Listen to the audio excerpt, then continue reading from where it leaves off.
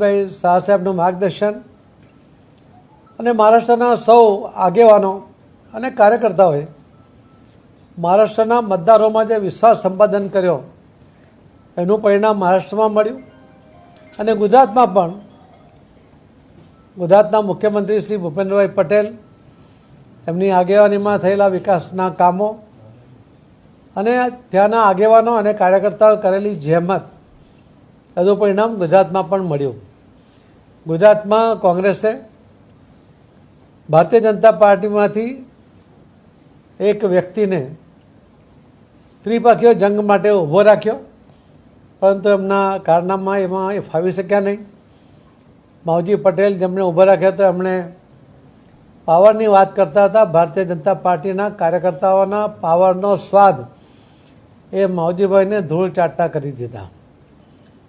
કોંગ્રેસના લોકસભામાં જીતેલા ઉમેદવાર લોકસભાના ઇલેક્શનમાં પણ સિટિંગ એમએલએ હોવા છતાં ત્યાંના મતદારોએ એમને નકાર્યા હતા, એમને માઇનસમાં રાખ્યા હતા. ત્યારે જ એમણે વાવના આ એમએલએ એમના કાર્યશૈલીથી નારાજ થઈને એમના વિરુદ્ધમાં મતદાન કર્યું હતું. આ વખતે પણ વાવના મતદારોએ મોદી સાહેબના નેતૃત્વમાં વિશ્વાસ કરીને વિકાસને મહત્ત્વ આપીને એમના વિસ્તારનો વિકાસ થાય એના માટે મોદી સાહેબના નેતૃત્વમાં અનેક યોજનાઓનો લાભ પણ એમના ઘર સુધી પહોંચે એના માટે એમની આવનારી પેઢીનું ભવિષ્ય પણ બ્રાઇટ થાય એના માટે એમણે ભારતીય જનતા પાર્ટીના ઉમેદવારને મતદાન કરીને જે જીતાડ્યા છે એના માટે હું વાવના સૌ મતદાર ભાઈ બહેનોનો ખૂબ ખૂબ આભાર માનું છું. કાર્યકર્તાઓ અને આગેવાનોએ જે જહેમત કરી એ સૌને ખૂબ ખૂબ અભિનંદન આપું છું. અને મહારાષ્ટ્રમાં પણ અકલ્પનીય જીત મેળવી કોંગ્રેસ, એનસીપી અને શિવસેના આ ત્રણેયની સામે અસ્તિત્વનો સવાલ આવીને ઊભો છે. કદાચ એમના વાવટા એ વાળવા પડે એવી સ્થિતિ છે. એ વાવટા એમના સમેટાઈ ગયા છે અને એ રીતે એમનું અસ્તિત્વ સામે આવીને ઊભું છે. ત્યારે એમણે આમાંથી પાઠ લેવો જોઈએ કે લોકોને વિકાસમાં રસ છે, લોકોને આક્ષેપો કરીને પોતાનું ધ્યાન પોતાના તરફ ખેંચવાનો જે પ્રયત્ન થાય છે, દેશના હિતને પણ નુકસાન પહોંચાડાય એ પ્રકારના નિવેદનો થાય છે, એ દેશના મતદાર ભાઈ બહેનો ક્યારે એને બરદાસ્ત કરતા નથી, એને સહન કરતા નથી. અને એ બધાનું પરિણામ એ આજે મહારાષ્ટ્રમાં પણ જોવા મળ્યું છે. મહારાષ્ટ્રના મતદાર ભાઈ બહેનોને પણ એમણે લીધેલા નિર્ણય માટે એમના આભાર માનું છું. અને ત્યાંના કાર્યકર્તાઓ અને આગેવાનોએ મોદી સાહેબના નેતૃત્વમાં અમિતભાઈ શાહ સાહેબના ગાઈડન્સમાં જે રીતે કામ કર્યું એના કારણે ઇલેક્શન પહેલાંનો જે નેગેટિવ માહોલ હતો એના બદલે આટલો પોઝિટિવ માહોલ બનાવી શક્યા. એના માટે સૌને ખૂબ ખૂબ અભિનંદન આપું છું.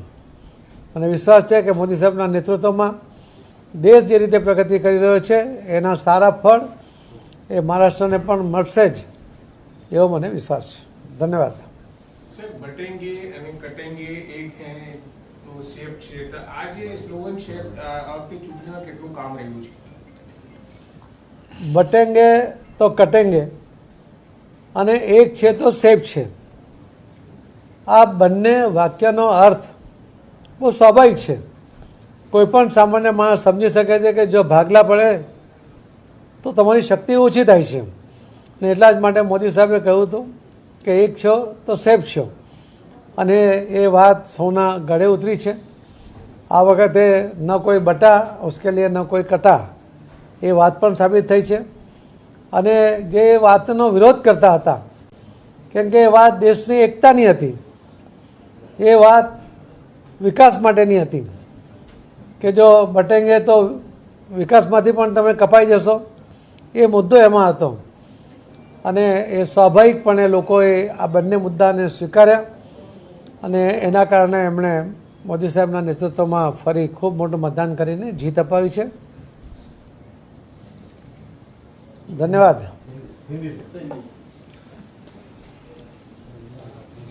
शुरू कर दूँ? उठाई गया છે. नमस्कार. माननीय प्रधानमंत्री श्री नरेंद्र मोदी साहब के नेतृत्व में महाराष्ट्र में भारतीय जनता पार्टी के जबरदस्त जीत हासिल की है और इस जीत में माननीय मोदी साहब का नेतृत्व, उनकी विचारधारा, उनका विकास के काम और श्री अमित भाई शाह साहब का गाइडेंस, वहाँ के कार्यकर्ताओं ने मतदाताओं के साथ का संपर्क और वहाँ के नेताओं ने जो प्रवास किए, उसका परिणाम महाराष्ट्र में भारतीय जनता पार्टी की जबरदस्त लीड के साथ वो आगे बढ़ी है। महाराष्ट्र में युति का जो गठबंधन था उसको 225 से भी ज़्यादा, 229 से भी ज़्यादा सीटें हासिल होती दिख रही है। उसके सामने कांग्रेस, एनसीपी और शिवसेना, उनका बहुत बड़ा उनकी हार हुई है। उनके अस्तित्व के सामने सवाल आके खड़ा है। एक मैसेज इसमें से जा रहा है जीत में से कि लोगों को विकास में विश्वास है, लोगों को नरेंद्र मोदी साहब के विकास के कामों में विश्वास है, देश की प्रगति वो चाहते हैं और इसीलिए देश हित के विरुद्ध में निवेदन करने वाले निवेदनबाज नेताओं को महाराष्ट्र के मतदाताओं ने अपना जगह दिखा दी है। महाराष्ट्र के इस मतदाताओं को मैं बहुत बहुत धन्यवाद देता हूँ, उनका आभार व्यक्त करता हूँ। महाराष्ट्र के सभी कार्यकर्ता और नेताओं को भी बहुत बहुत अभिनंदन करता हूँ। गुजरात में भी वाव सीट के ऊपर कांग्रेस के जो कैंडिडेट लोकसभा में जीते थे, मगर उस इलेक्शन में भी वाव सीट के ऊपर वो माइनस में रहे थे।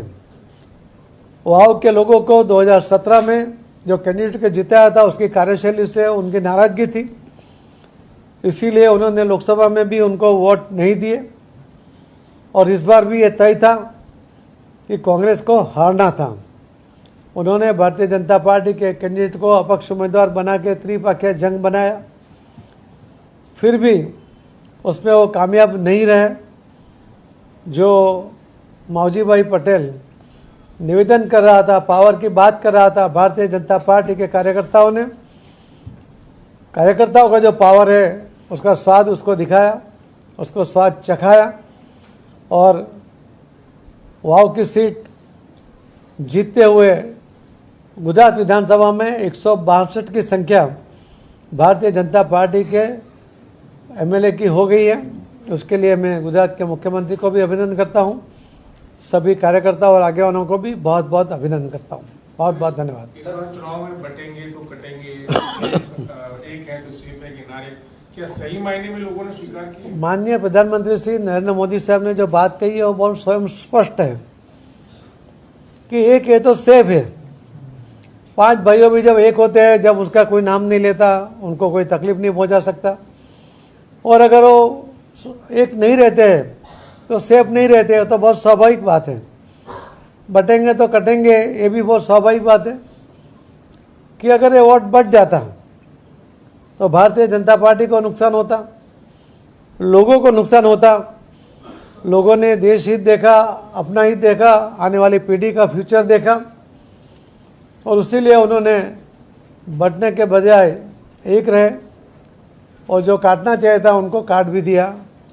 ये बटेंगे तो कटेंगे और एक है तो सेफ है, दोनों जो बातें एक लाइन में बहुत बड़ी बात कह गए जो देश के लोगों ने उसका स्वीकार किया है। सर, महाराष्ट्र इलेक्शन में आप खुद गए थे, क्या कुछ अहम मुद्दा रहा जिसकी वजह से इतनी बड़ी विक्ट्री जीत बीजेपी?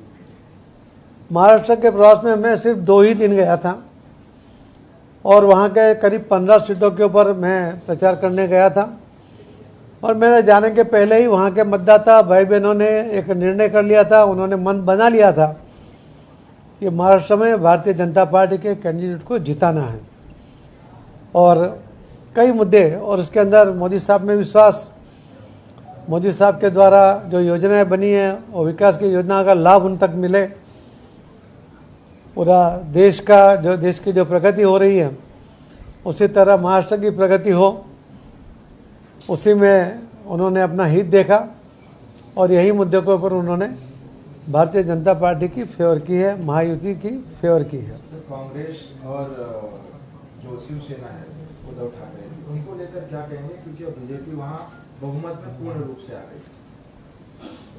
कांग्रेस और एनसीपी और उद्धव ठाकरे का शिवसेना, ये तीनों के अस्तित्व खत्म होने तरफ जा रहा है।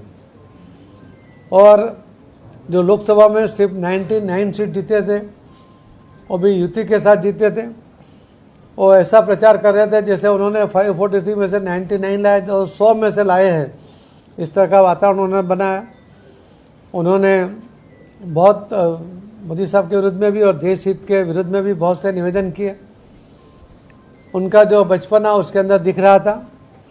देश के मतदाताओं को ये स्वीकार नहीं था और इसीलिए तीनों पार्टियों को अपनी जगह दिखाई है। मुझे लगता है कि आने वाले सालों में ये पार्टियों का अस्तित्व रहेगा या नहीं रहेगा, ये भी एक सोचने की बात रहेगी। धन्यवाद।